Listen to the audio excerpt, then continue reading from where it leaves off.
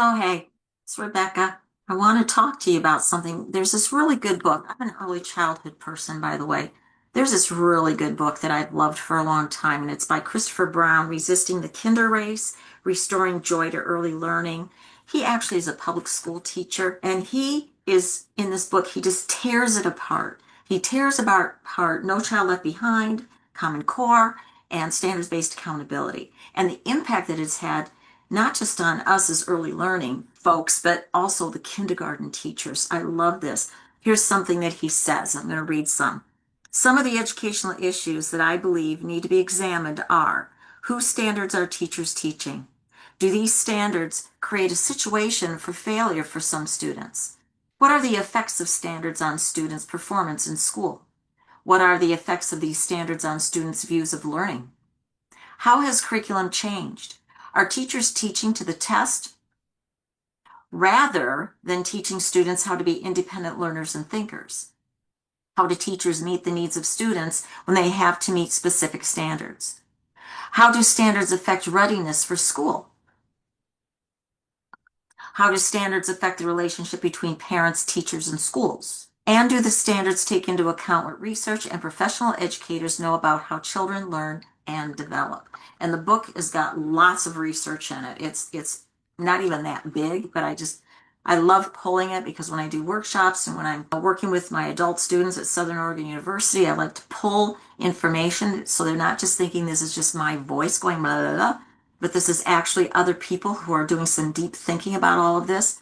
Now, listen to what he says now. It has been more than 20 years since I first put those thoughts to paper, what I just read, and those concerns and the continued impact of those thoughts of policymakers, standards-based accountability reforms on the kindergarten classroom have not changed. And this book is a few years old.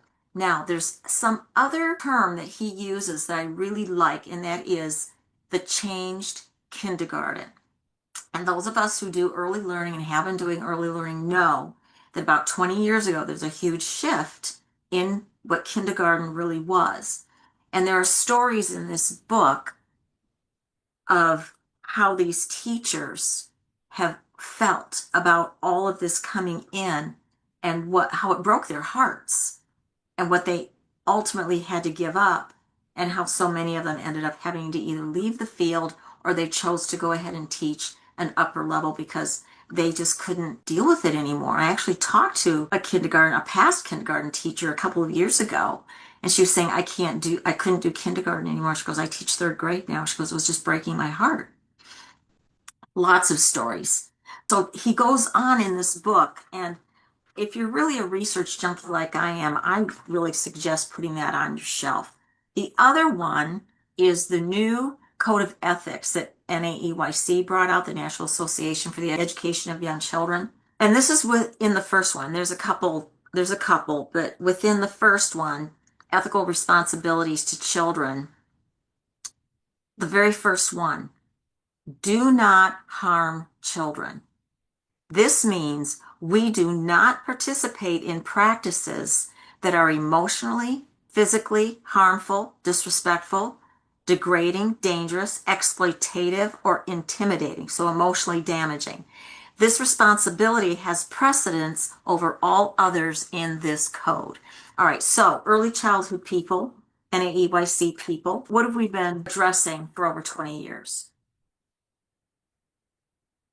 With No Child Left Behind, Common Core, standards-based accountability, and developmentally appropriate practices, and we have been trying and trying to weave standards-based accountability in with developmentally appropriate practices and saying, well, we could do this or that, maybe we can do both. No, we can't.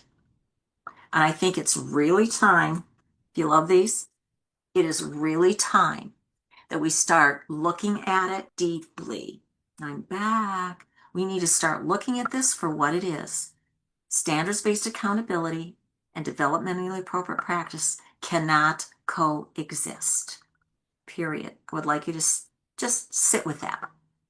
Just sit with that and just think about it. Jot down some notes. Jot down some feelings. Okay? Because we're at a point The Department of Education is kind of, oh, they took the sign down. Everybody's going, oh no. But remember 20 years ago when they brought No Child Left Behind and standards-based accountability and started knocking on our door because K through 12 wasn't working?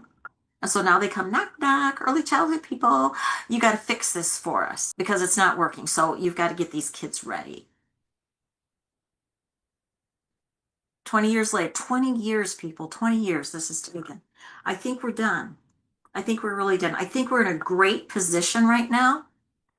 All of us, K through 12, early learning, all of us have a great opportunity here to look deeply at what's been going on for the last 20, 25 years. There's some really good stuff, really good awareness that's been happening K through 12, and I really applaud you for getting back down to the very basics of what our youngest ones need. They've got some good science right now. And there's some excellent teachers. I don't want to lose you, but excellent teachers in our school systems that are being just great champions and cheerleaders for our kids. But there's a lot of stuff that's been going on, and many of our children are not doing well. So we need to start taking the blinders off, start looking at what's been going on, and we need to address it. We can't just keep saying, oh, just let them play. No, we can't say that anymore. We know that play is foundational, but I think to a certain degree it's our fault because we have never really articulated it. There's really good people out there, Peter Gray and others, Stuart Brown, that really talk deeply about play. And I think it's time that those voices come on board with us. They're trying very hard. I think we need to reintroduce those folks that have been the foundation of our culture.